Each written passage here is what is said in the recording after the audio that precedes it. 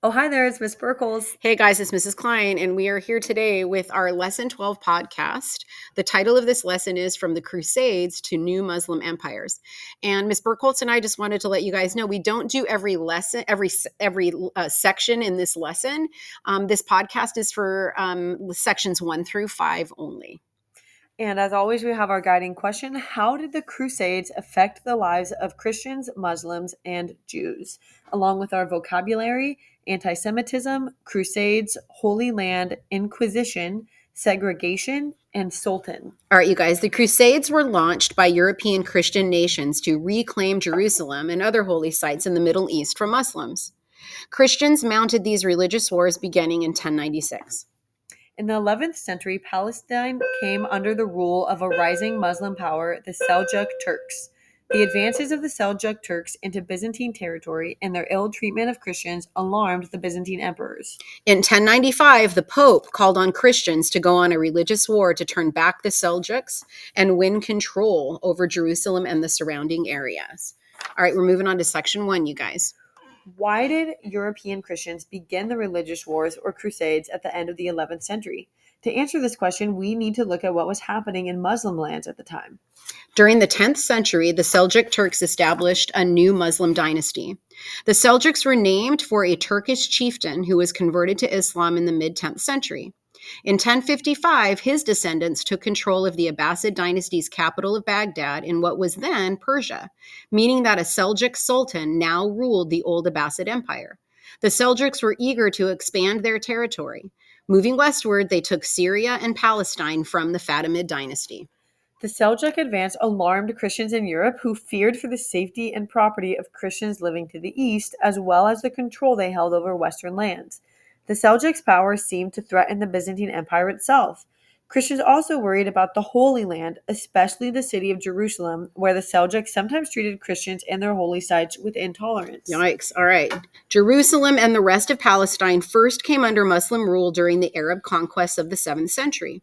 Under Muslim rule, Jews, Christians, and Muslims all lived together. People of all three faiths made pilgrimages to Jerusalem and built houses of worship there.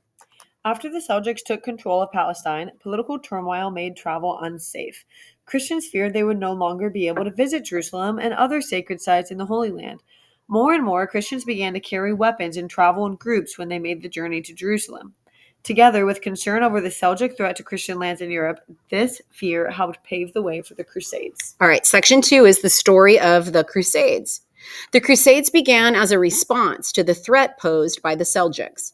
Many emperors appealed to Pope Urban II for help.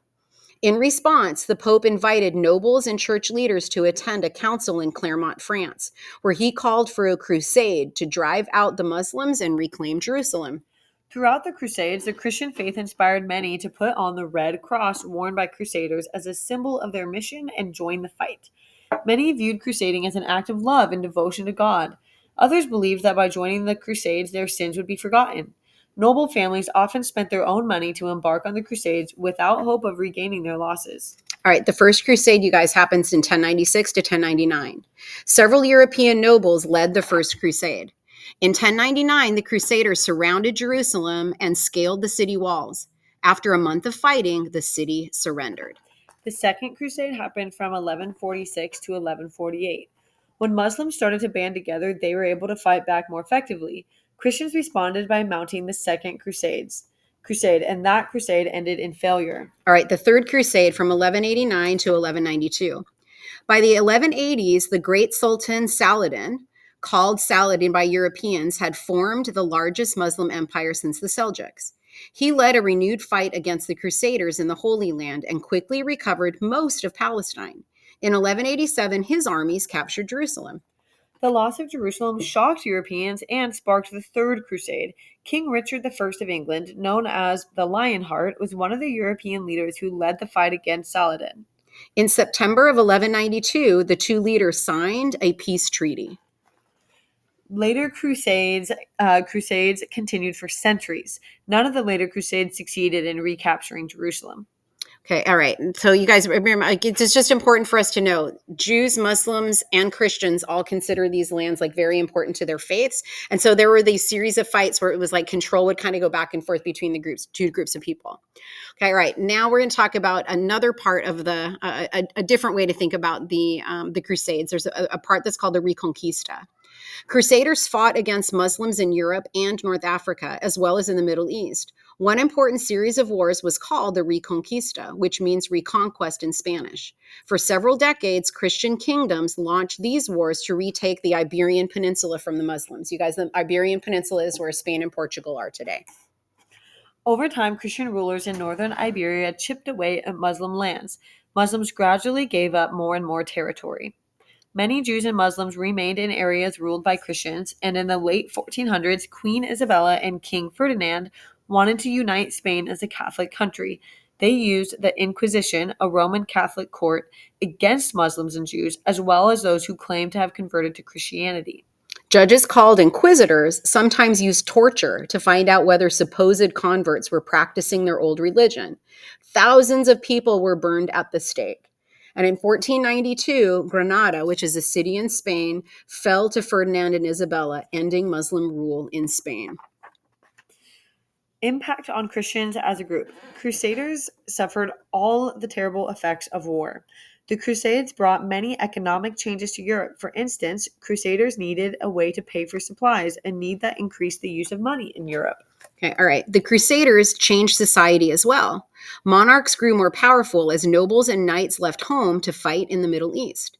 Contact with Middle Eastern cultures had an impact on the Christians' way of life. In the Holy Land, Christians learned about new foods and other goods.